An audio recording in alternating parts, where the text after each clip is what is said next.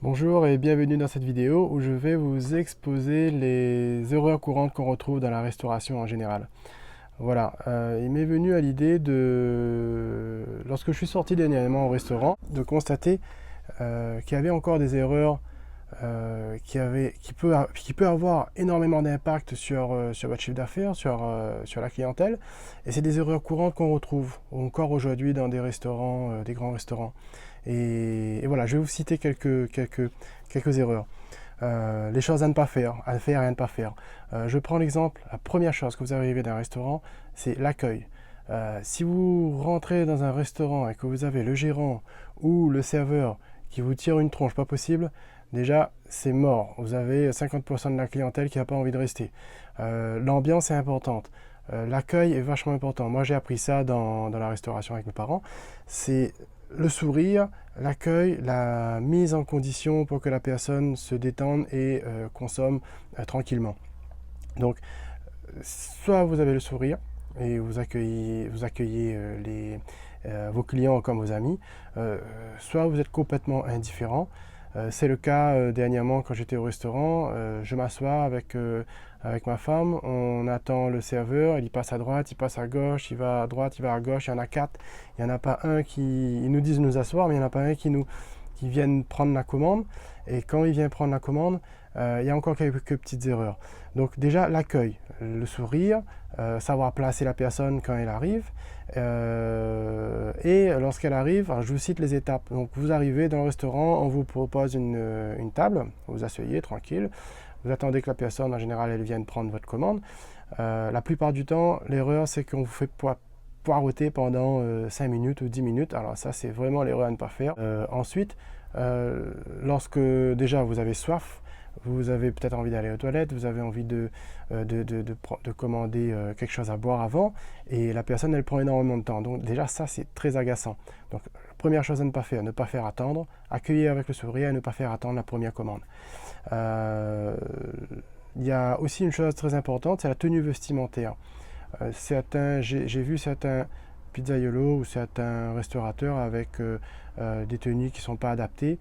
Ils ne pètent pas le calot, ils ne mettent pas la poche là, pour retenir les cheveux.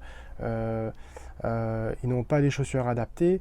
Ils n'ont pas les fringues adaptées en fin de compte. Donc ça, j'explique dans la formation les petits détails encore beaucoup plus pointus à savoir ce qu'il faut faire à ce niveau-là. Il y a aussi une autre erreur, c'est les petits détails comme la cigarette, la carafe d'eau et l'observation du client. Alors je vous explique ça en détail. La cigarette, quand vous entrez dans un restaurant et que avant de rentrer vous voyez le gars en train de fumer sa clope et que vous voyez entrer derrière, il va direct à la cuisine sans se laver les mains, voilà, ça craint un peu quoi. Ensuite, quand vous arrivez, la première chose que vous avez envie en général dans un restaurant, c'est de boire un verre d'eau. Vous venez par exemple de travailler, vous venez de vous taper 2 heures de route, vous arrivez, vous asseyez, avoir une carafe d'eau gratuite, même de l'eau du robinet, on s'en fout, mais avoir une carafe d'eau sur la table, ça c'est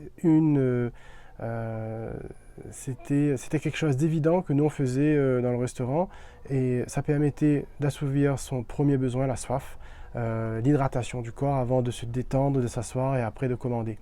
La plupart des restaurants, le problème, c'est qu'ils ne vous donnent pas de carafe d'eau tout de suite, de peur que vous n'allez pas consommer. Si vous avez bu, vous avez plus soif, donc vous n'allez pas consommer de boissons sucrées ou d'alcool, que sais-je.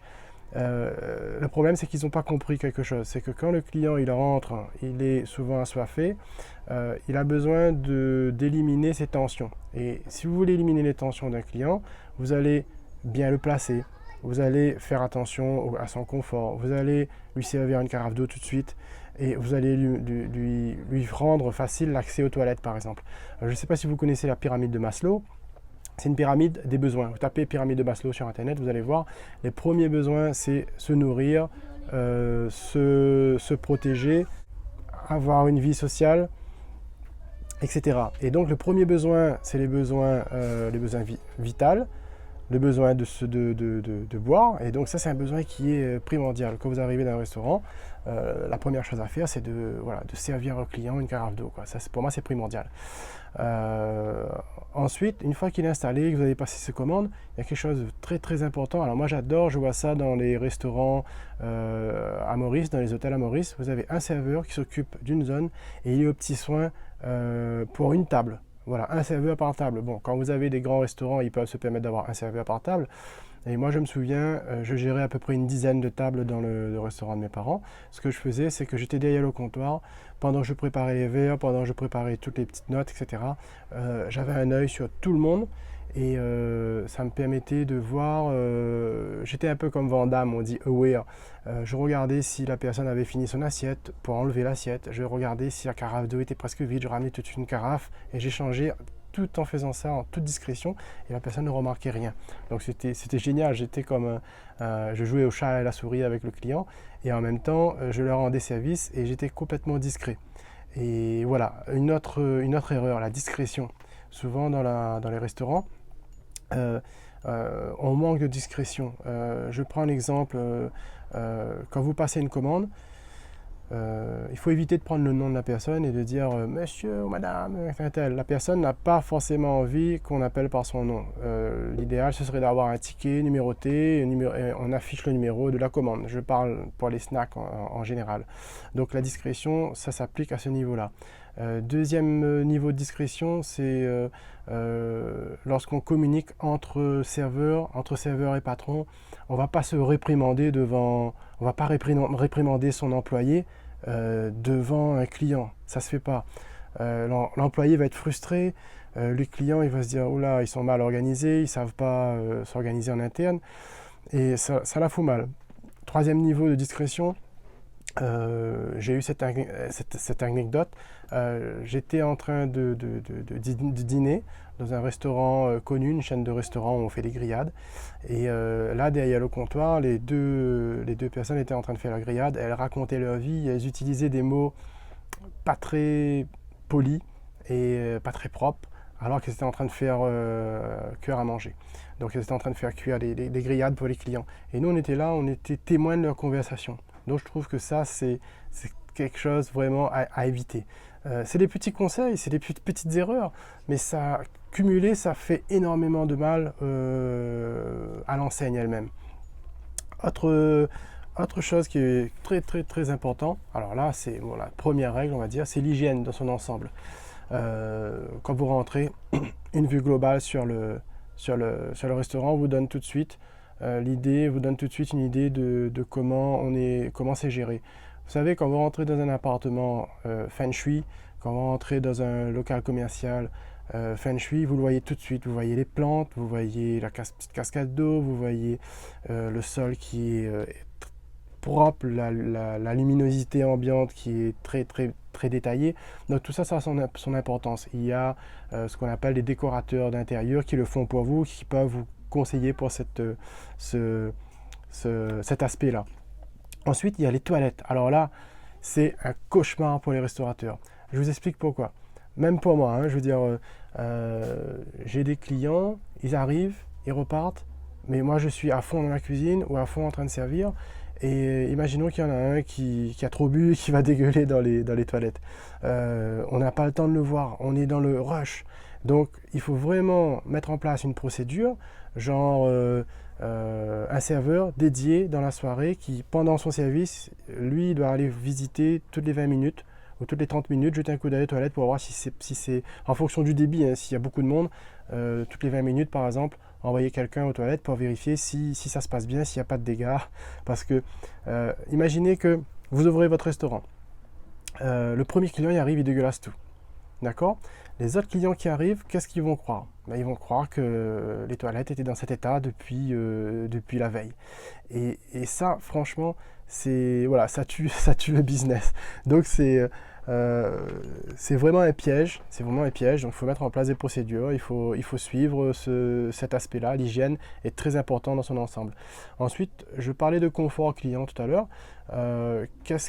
L'erreur courante, c'est par exemple d'installer quelqu'un près d'une porte où il y a un courant d'air, dans le soleil, si vous êtes sur une terrasse, si c'est mal couvert, à un endroit où il y a de la circulation, vous êtes dans une terrasse et qu'il y a de la circulation juste à côté.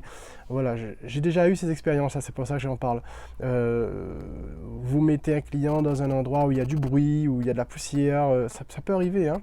Bon, s'il y a des travaux en face, dans le restaurant d'en face, enfin, autour du restaurant, ça se comprend. Mais je veux dire, il faut quand même éviter et protéger le client de ces nuisances-là. C'est très important pour le confort client. Ensuite, vous avez la déco. Je parlais de feng shui, vous avez la déco qui est très importante. Si vous entrez dans un restaurant et c'est complètement sombre, vous avez des lumières qui ne sont pas tamisées, tout ça, ça joue énormément sur l'ambiance. Et après, le client, soit il se sent à la cantine, soit il se sent dans un restaurant tout confort. Après, c'est en fonction de votre restaurant et votre niveau de restauration, vous allez adapter la décoration en fonction. Vous n'allez pas mettre une décoration 5 étoiles dans un snack, par exemple. C'est pas possible. Le gars, il arrive d'un snack, il sait très bien qu'il il va pas avoir droit à une décoration d'un 5 étoiles. Mais il faut quand même adapter, séparer les zones des clients pour que tout le monde se sente aux petits soins. Alors vous avez encore d'autres détails qui tuent. Alors là, j'ai noté. Je reviens sur l'hygiène des employés. Et il m'est arrivé de voir un employé qui fumait son joint à l'extérieur. Il était carrément en train de fumer son pétard. Et il est rentré direct sans passer par le sas. Et il allait faire ses pizzas. Quand j'ai vu ça, une grosse enseigne, je me suis dit, c'est pas possible. C'est sur la capitale, je veux dire, il y a beaucoup plus de contrôle au niveau hygiène. Et là, moi, tout petit, j'essaye de faire le maximum. Et quand je vois ça, je suis dégoûté. Donc, il y a vraiment un travail à faire à ce niveau-là. Ensuite, qu'est-ce que je peux vous rajouter comme...